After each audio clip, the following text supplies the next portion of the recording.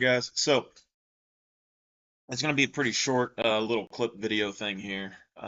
Basically just giving an update on what I plan to do with the next Guild Wars thing. So getting back into Guild Wars, we do have somebody who's potentially going to play with us and test the game out themselves, so we might play with them some.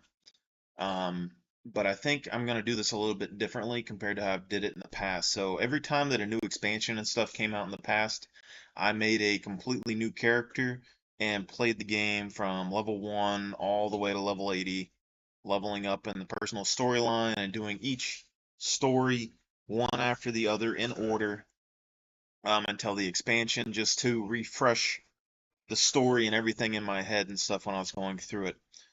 This time, I think there's kind of a difference for me. One is I'm a little 50-50 on leveling up some more characters.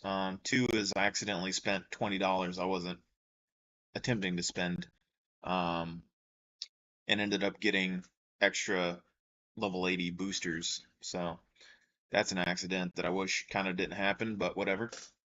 So the other thing is that the new expansion actually changes the weapon bind for the elite specs. So that means that I can now use shield and some other weapons with different combinations um, on my character, which I think is potentially opening the door for me to try some classes that I normally wouldn't. So, like Elementalist, for instance, I couldn't force myself to play Elementalist in any of the games for the most part. In Guild Wars 1, I had an Elementalist that I theory crafted some builds on for fun every now and then, but I barely ever touched it. But now, since I can use shields without having to be stuck in a particular class, mainly like my Chronomancer Mesmer, and I think Chronomancer Mesmer is really thematic for like racial abilities, and that's why I have like the Asura and like my human Chronomancer Mesmers.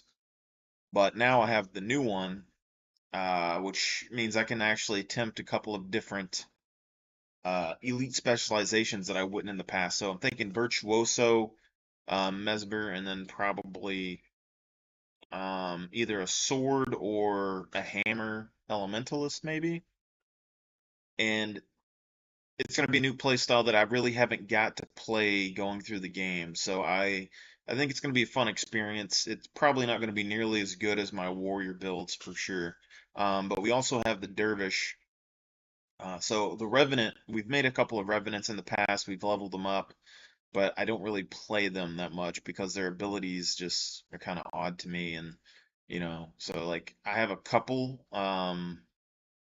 But basically, I've renamed one of them that was already level 80, and it already has some gear that's kind of what I'm looking for. But I'm gonna remake a dervish from Guild Wars 1, my original dervish that apparently they've shortened the name limit of your characters since the launch of the game, so I can no longer use his name, which kind of sucks, but I could, kind of make it work.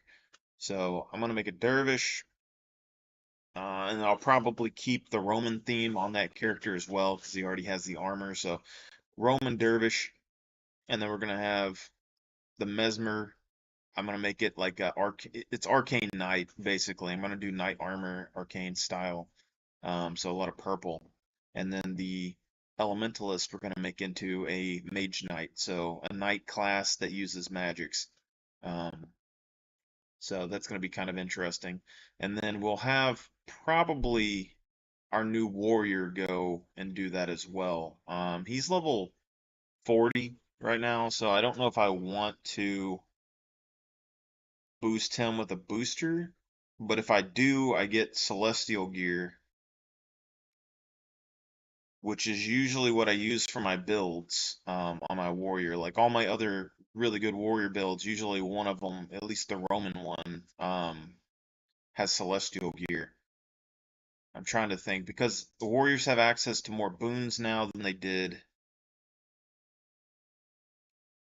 so it could be good. The healing power and the other stuff I'm not sure about.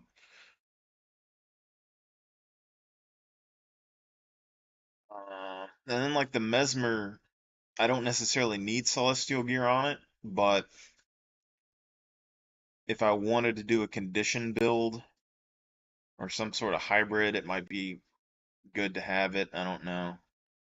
Um, but we also need to level up our crafting, so at least one of our characters needs to have like max crafting skill. So I can probably just do that with the warrior. But to do these expansions, I'm thinking I'm probably gonna have my Mesmer and the Elementalist leveled up, maybe the Dervish, because we don't have access to the primeval armor for the Dervish yet, so I'll probably just set on my heels for a while until that primeval Dervish armor comes back, and then we'll have our Dervish, because we did put in a buy order for a scythe. The Elementalist and the Mesmer will probably get them to 80, go straight to Cantha, EOD, play through the entire EOD storyline, and then play the new pieces that got put out not too long ago that I haven't got to play yet. So I'll get to refresh just over the EOD story, and then we will go straight into the extra stuff. And then probably from there we'll go Secrets of Obscure, or we can go Secrets of Obscure first, so I can get my builds finished. So when I get off work, uh, I don't know if I'm going to be staying up or not. I'm not. I don't believe that I'm going to be working on the houses this week, and I'll be picking up the pup and dropping off some homemade ice cream and stuff today. So I might show up tonight or something along those lines, or when I get home, I'll do the first part of that. So since I have the boosters, I can boost the Mesmer and the Elementalist, and then probably do a hero point run on both of them to unlock the elite spec. Um, And then from there, we're probably going to need to go into Secrets of Obscure so that we can unbind the weapon to the elite spec. As far as I understand, that's how it works. So after that's done, we can go through and do the Secrets of Obscure, and then go back through and do the End of Dragons. So, and then it's going to be on a class that I've never played before, so I might get stomped a bit. And I don't want to look up meta builds or anything else. I'm very particular with when it comes to casters usually. So the Virtuoso, I'm probably more interested in that than the Elementalist, but the Elementalist, usually when I play them in every game, I make them just massive damage AoE nuke bombs for the most part. I don't really care about my Elementalist being super tanky, um, but we might find some balance, you know. I don't really know if stacking armor on an Elementalist is good or not. Um, yeah, it's gonna be interesting for sure. But I'm starting off with just probably trying to get some power gear or something on both of those characters. Virtuoso, I think, is power. Um, I also want to get soldier gear on my warrior. This is the other thing, I'm not fully sure about using a booster on my warrior, my newest warrior, because my game plan was to just go and do Ascalonian Dungeon and stuff and get some basic soldier's armor, and then play through the game with soldier's armor just to see what it's like. Um, but I could see the Celestial still being useful, especially with the new boon stuff, because we get boon duration and healing power and stuff with that armor, which is pretty good, and hybrid damage. So yeah, that sword shield longbow build is basically it. But that warrior, I think, only gets 3 build slots. So if we use soldiers for one, that's already going to be kind of putting us in a bad spot because we were doing, I think, knight's armor or something along those lines the last time I was messing with those builds, and we're doing it for, I think, sword shield greatsword or sword shield rifle. So those power, armor, and then ferocity, and then we were boosting our ferocity even higher with stats. If we do power, vitality, and ferocity, then we could potentially boost our ferocity to the highest it could go. That's probably the most damage that you can get burst wise on a warrior. Because if they still have the trait for the warrior that transitions vitality to ferocity, then you're able to get like 3,000 health or something. There's also some stat, I don't remember what it was. It might have been on the dervish though. Something about there's like a rune or there's a skill or something that does health to ferocity or something, health to damage, which I think is really interesting because I want to do something that I've never seen anyone do yet, and that's sentinel armor on the warrior. But with 3 build slots, we're gonna have to buy more build templates and stuff at some point. But starting off with 3, if we just go with the base standard hot like celestial Roman gear, I know I can complete most of the game, like pretty much the whole game with that, you know. It's been nerfed a little bit, but I could still beat probably everything with that build. Um, the power soldier's gear warrior, I don't know exactly how we're gonna do it yet, but it's power, toughness, and health. But it's more power than health, where Sentinel's gear is more health than power. But with that armor, I mean, we're gonna be able to get our armor really high, our power really high. Then we can transition some health to ferocity potentially, maybe get a couple of extra ferocity bonuses in the armor. And then with that, we're gonna try and go sword, shield, great sword. So I need to figure out the traits for it. But I'm going to attempt doing the same thing that we did with um, I think it was night. I think we did a celestial version of that build on our previous characters.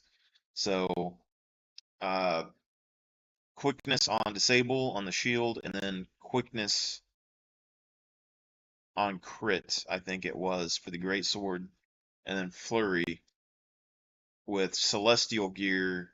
It increased the duration long enough to where you could almost infinitely have quickness up.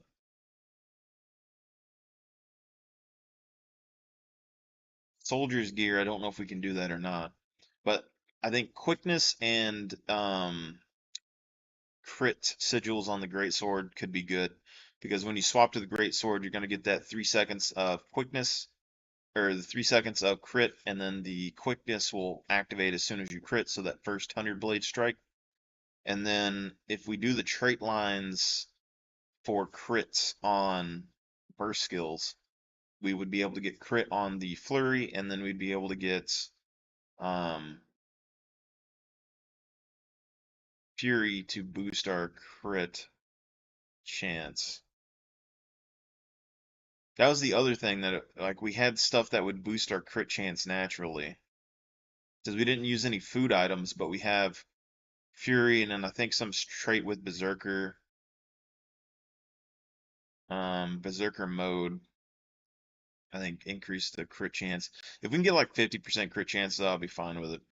The only problem was with the power build that the sword shield isn't going to be as good.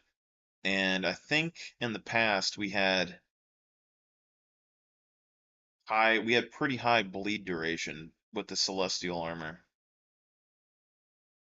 We basically had,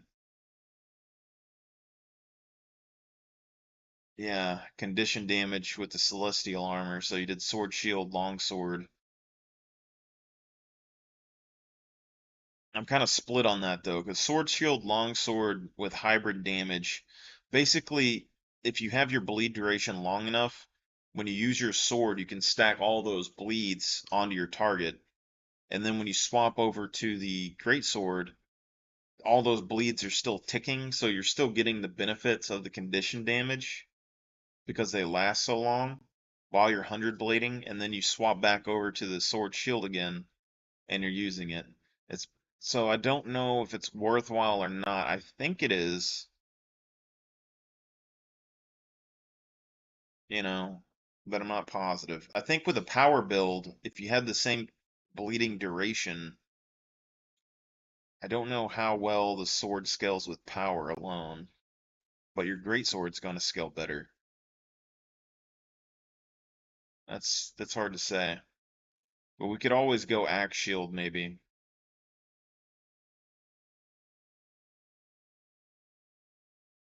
But I just want to see kind of what it's like using that going through the game. But I guess we'll probably. I want to buy Celestial gear, but I think the gear comes with like an axe or something. You have to buy a sword anyway.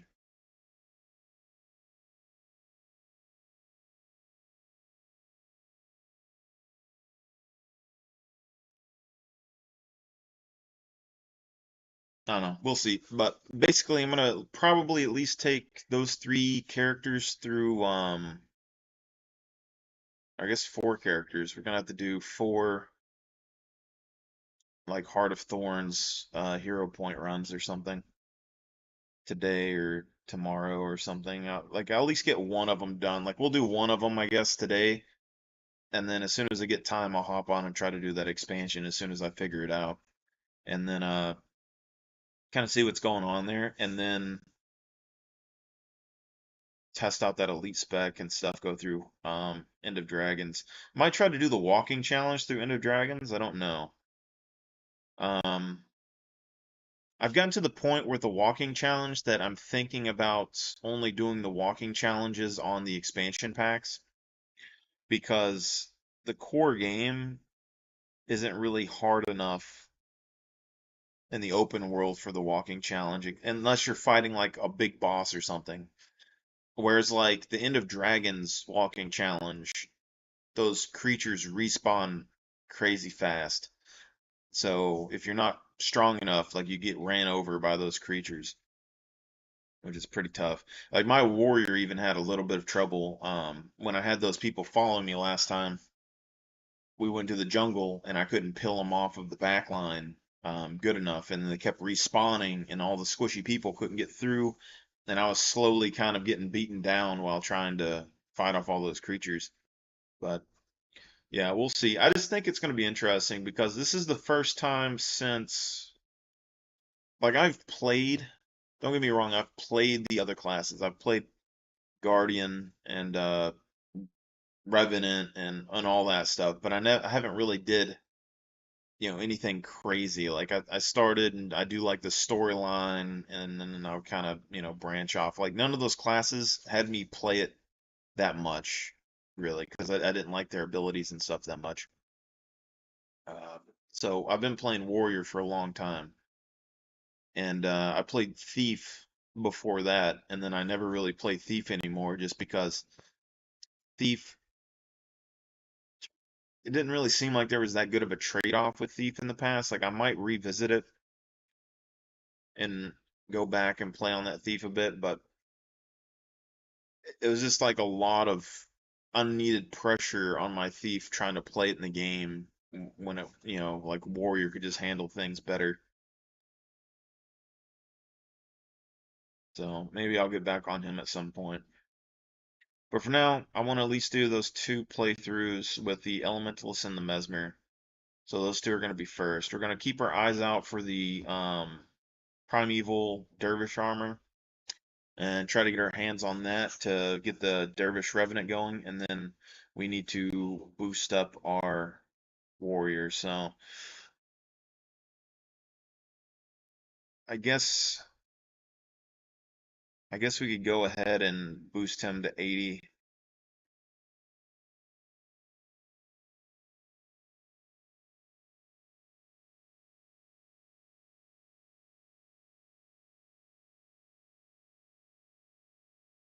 I don't feel like I made him that long ago. Oh yeah, cause yeah, I remember now. So that warrior I had we set in the pre-searing event area in the human zone and leveled him up to like 12 or 15 or something before we left. So he's already like level 40.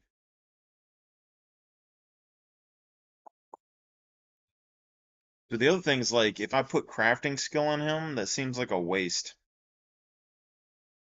Because like after I get him to level 80, like I can put the crafting skill on him, but it's not like I might as well level up. It's like 10 levels for 200 or something in each of those. So I mean, there's at least four, so you're already looking at like 40 levels just leveling up there, and You might as well just do that. So I might just need to make another character at some point. Oh, what character would I make? I mean, we deleted an Assyrian Guardian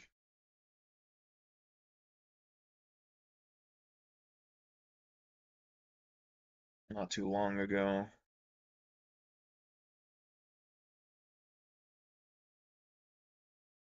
But yeah, that's just the game plan. We'll look at it when I get back home. Only got, you know, 15 minutes or so until I can start packing up and getting ready. So I'll see you